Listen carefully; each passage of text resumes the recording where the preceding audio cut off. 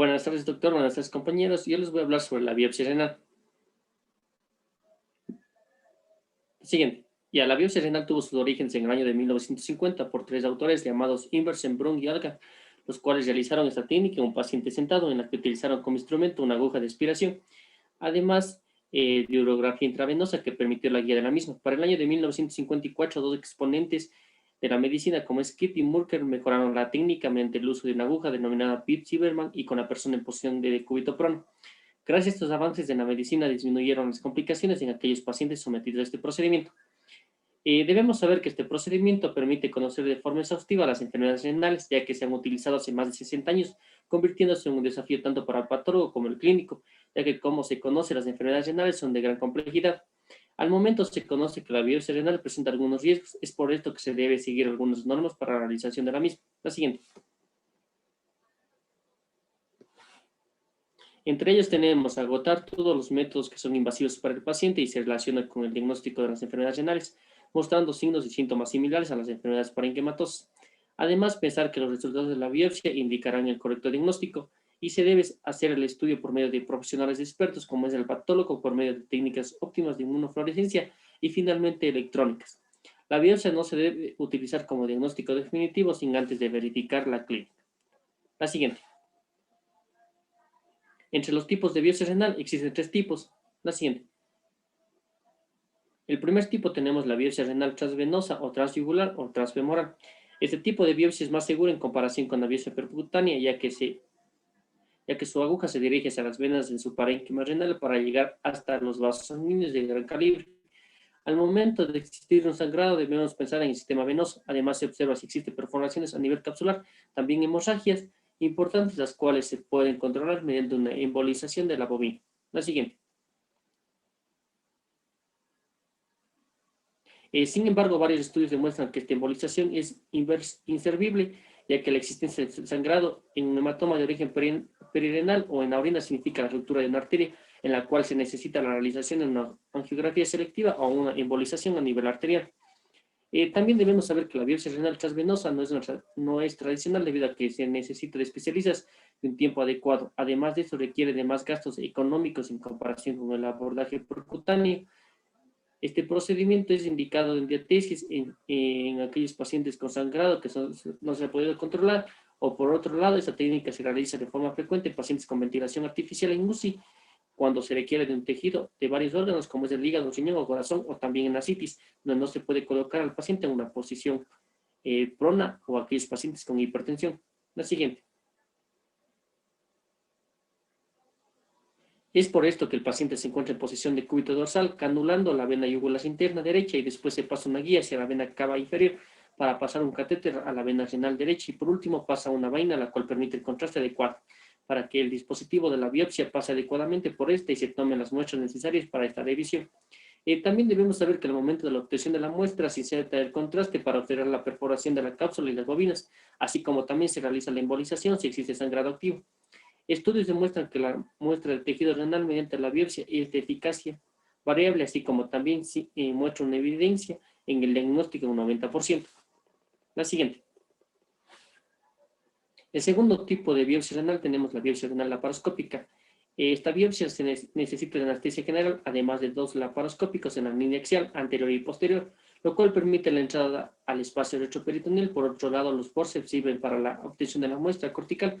Además, se coagula el sitio de recolección de la muestra mediante un láser además se embala la muestra. Esto permite que pueda existir una hemorragia.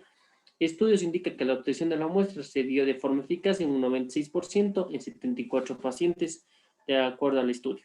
La siguiente.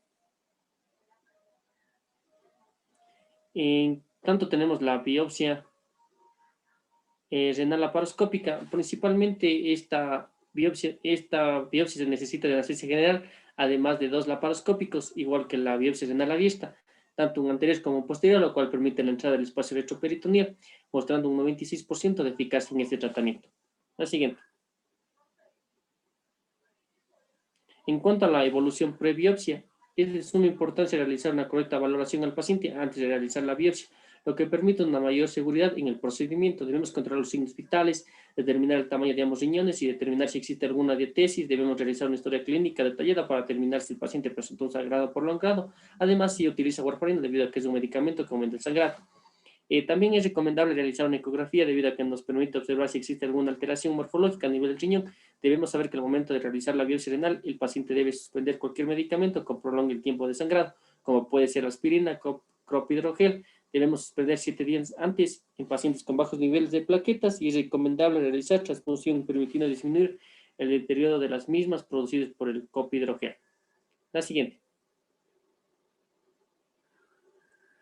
¿Cómo se hace? Tenemos que saber que la biopsia renal percutánea que se realiza mediante la ecografía en un tiempo real es la mejor técnica de elección debido a que presenta una gran eficacia y seguridad al momento de realizar esta técnica. Esta técnica es de gran importancia ya que podemos conseguir la muestra apta en un 95% a pesar de que el paciente presenta una gran disminución del filtrado glomerular.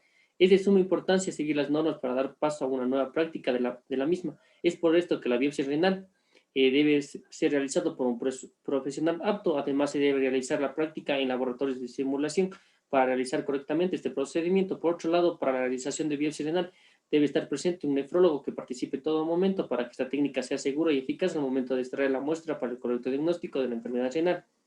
Y también debemos saber que antes de la biopsia se debe pedir al paciente que se encuentre en ayunas y canalizado. La posición que debe acatar es la de decúbito prono para tener movimientos respiratorios normales y la medicación se rige en atropina por vía subcutánea, también un ansiolítico por vía oral. De esta manera induciremos al paciente a ayudarle en el proceso evitando una reacción vagal. La siguiente.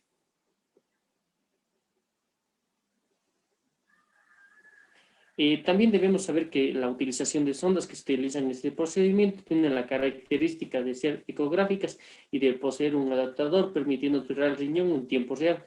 Además, colabora con la guía y el ángulo de 50 a 70 grados. Para la inserción de la aguja en la cortical, de esta forma se evita complicaciones graves para el paciente. Al pasar la cápsula, la aguja sigue un recorrido determinado para la obtención de una muestra, sin tocar ningún vaso sanguíneo. Igualmente se tiene en cuenta que las pistolas automáticas de disparo tienen unas agujas ecogénicas con calibre de 14 a 16 o 20 centímetros de longitud. Esto le quiere decir que es muy fácil de utilizar, evitando riesgos y asegurar la obtención de la muestra adecuada para su diagnóstico. Por lo tanto, no se recomienda agujas con calibre menor a 20 y 22, ya que no existe, debido a que no consiguen una muestra adecuada. La siguiente. Entre las indicaciones de la biopsia renal, debemos saber que varios autores mencionan que en la actualidad no existe una guía clínica que nos indique en el momento que se debe realizar este procedimiento, sino más bien se rige a las normas de cada país. Además, las indicaciones de estas están mediante síndromes, los cuales deberán indicar en las unidades de nefrología para la revisión de la misma y proporcionar el correcto tratamiento. Según investigaciones recientes, manifiestan que la biopsia renal es un procedimiento importante en las patologías que indicamos a continuación. La siguiente. El primero corresponde al síndrome nefrótico. Al examinar esta patología, la persona encargada determina si existen anomalías clínicas o serológicas en el estudio, ya que en adultos y en adolescentes no se puede observar la progresión de la enfermedad sin realizar técnicas invasivas. Es por esto que se debe realizar de forma inminente la biopsia renal. Por otro lado, en niños menores a 1 año se reserva la utilización de la misma, ya que se prioriza obtener diagnósticos presuntivos mediante la existencia de cambios mínimos a nivel glomerular. También debemos saber que es importante recalcar que la utilización de este estudio solo se debe realizar en niños que presentan hematuria microscópica, insuficiencia renal o niveles reductivos del complemento sérico, además en pacientes que no tienen una buena respuesta al uso de corticoides. La siguiente.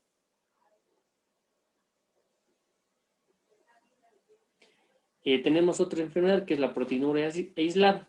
Es indispensable mencionar que en los pacientes que presentan nefropatía con una proteinuria menor a 1 gramo en 24 horas, además se observa en el examen de orina, es decir, sedimento normal, indicando un buen pronóstico. Debido a la ausencia de hipertensión y mantenimiento normal de la función renal, varios autores señalan que la realización de la biopsia renal en pacientes que demuestran una proteinuria mayor a 1 gramo en 24 horas, ya que su pronóstico es moderado, con ayuda de IECAS o ARA2, ya sea individual o en combinación, reduciendo en gran de padecer una atrofia renal. La siguiente. La siguiente enfermedad corresponde a una microhematuria aislada. Se conoce que la hematura glomerular no se asocia a proteinuria, tampoco presenta una disminución del filtrado glomerular ni muestras de hipertensión, demostrando así un buen pronóstico del paciente. En estos pacientes primero se debe evaluar la presencia de lesiones estructurales tales como litos renales o también uroteniales, especialmente personas mayores de 40 años, cuando no presentan ninguna de estas lesiones estructurales. El patólogo sugiere que se debe principalmente detectar el origen de la hematuria, ya sea glomerular. Cabe mencionar que al momento de la realización de una biopsia renal emitía resultados de un 75% con lesiones glomerulares. La más frecuente es la nefropatía por IgA y la nefropatía por membrana basal delgada en segundo lugar. Es importante descartar hematuria urológica o, en algunos casos, ambas etiologías antes de realizar la biopsia renal. La siguiente. En cuanto a la insuficiencia renal crónica, en esta patología la biopsia renal está contraindicada debido a la presencia de varios riesgos significativos, además de presentar una mínima rentabilidad diagnóstica. En estudios actuales demuestran que la biopsia renal está indicada como método diagnóstico y el deterioro inexplicable y en riñones mayores de 9 centímetros. Esta patología se diferencia de la insuficiencia renal aguda debido a la dificultad para encontrar la causa subyacente mediante los criterios clínicos. Mediante varios estudios se identificado que en pacientes que se les practicó una biopsia se puede conocer de forma temprana el diagnóstico de esta enfermedad, aunque debido a la presencia de fibrosis a nivel túbulo intersticial ha impedido un correcto diagnóstico histopatológico en aquellos pacientes que van a sufrir una insuficiencia renal crónica. La siguiente. En cuanto a la insuficiencia renal aguda, debemos saber que la causa de esta patología se puede identificar sin la necesidad de la realización de renal. La reducción de la perfusión renal, la necrosis tubular aguda, la obstrucción puede ser identificadas mediante la realización de otros métodos diagnósticos.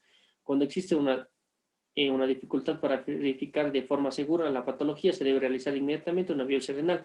De esta forma se dará el correcto manejo y tratamiento del paciente, evitando así que llegue a una lesión irreversible. Es por esto que se realiza con frecuencia en pacientes que van a presentar una insuficiencia renal aguda en conjunto con un sedimento urinario activo con una sospecha de una nefritis intersticial producida, ya sea por infección aguda en sí o una nefritis intersticial. La siguiente. También tenemos la enfermedad sistémica asociada con pacientes que van a presentar disfunción renal. Debemos saber que es de vital importancia saber que en pacientes que sufren disfunción renal o diabetes mellitus la biopsia no es recomendable, pero sí en pacientes que se acompañan de nefropatía diabética o proteinuria aislada debido a que la guía clínica recomienda el uso de biopsia. Al momento de realizar debemos tener presente anomalías que pueden aparecer como son proteinuria acompañada de hematuria de origen glomerular, es decir, acantosis a nivel del examen o también una carencia de una retinopatía en pacientes, entre otros. También, basándonos en estudios actuales, hemos podido conocer que el diagnóstico de vasculitis, además de ser serológica, mediante la detección de anticuerpos ANCA, también puede ser mediante la biopsia renal, debido a que juega un papel importante, permitiendo saber en qué grado de inflamación se encuentra el paciente. También debemos saber que gracias a los métodos no invasivos, como puede ser la función renal, se puede diagnosticar la nefritis lúpica. Para los médicos, sean estos generales especialistas, los métodos no invasivos indican que son de gran ayuda para comprobar el grado de severidad a nivel renal, así como también para conocer el tratamiento inmunosupresor temprano que debemos dar a estos pacientes que van a sufrir una nefritis lúpica. La siguiente.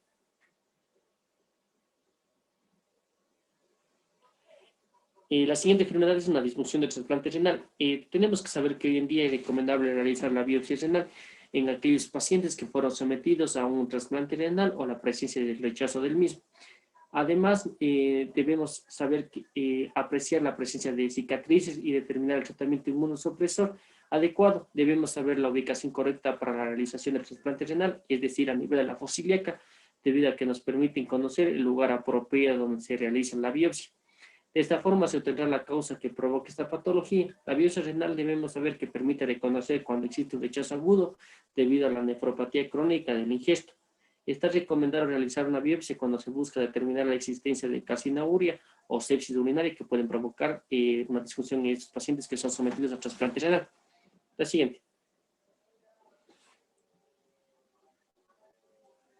En cuanto a la enfermedad renal familiar, en la actualidad varias guías clínicas mencionan que al existir antecedentes familiares de enfermedad renal se debe realizar una biopsia asegurando el diagnóstico para prevenir la repetición en un miembro familiar. Gracias a esta biopsia se puede determinar la existencia de una base hereditaria, lo cual permite la valoración de todos los miembros familiares, permitiendo que no se dé esta enfermedad a nivel familiar.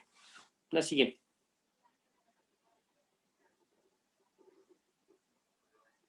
En cuanto a las contraindicaciones de la biopsia renal, debemos saber que varios estudios demuestran que es importante saber que en pacientes con alteraciones de la cascada de coagulación es recomendable realizar el procedimiento de la biopsia sin antes de haber realizado un estudio completo de exámenes de sangre en el paciente, especialmente el tiempo de sangría. Además, varios autores han mencionado que la principal contraindicación es en aquellos pacientes con diatesis, o también cuando existe un problema al momento de corregir un desorden, así como también la realización urgente de la biopsia. Existen alternativas como es la biopsia laparoscópica, transvenosa y abierta, pero la más utilizada ha sido la transyugular. La siguiente.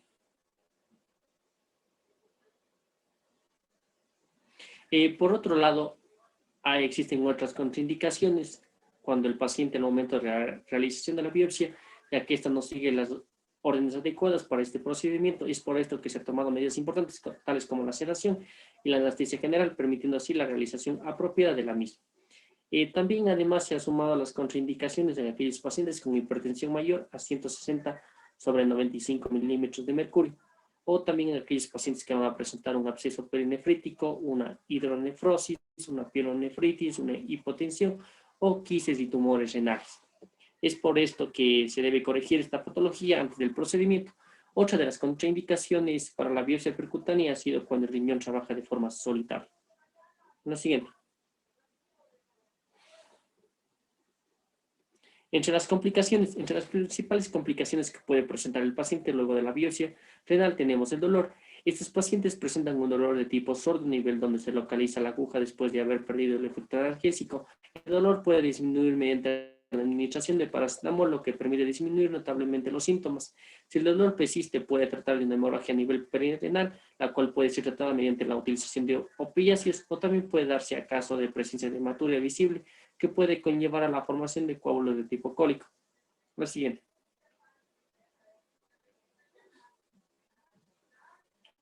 La siguiente complicación tenemos la hemoglobina. La mayoría de pacientes se realiza una biopsia renal, se observa un alto grado de presencia de sangrado a nivel perirenal.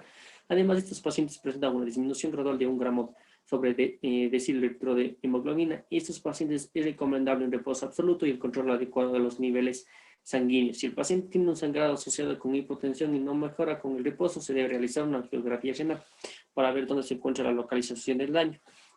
La siguiente complicación tenemos la fístula arteriovenosa. Esta complicación aparece en un 18% en pacientes sometidos a este procedimiento. Puede ser directamente la utilización de ecografía Doppler, como también mediante la tomografía computarizada con medio de contraste. También debemos saber que esta patología puede permanecer silenciosamente en el paciente durante 2 años, debido a que el 85% se resuelve espontáneamente, y debemos tener siempre presente que se puede conllevar a producir una hematuria visible o una insuficiencia renal en estos pacientes. La siguiente.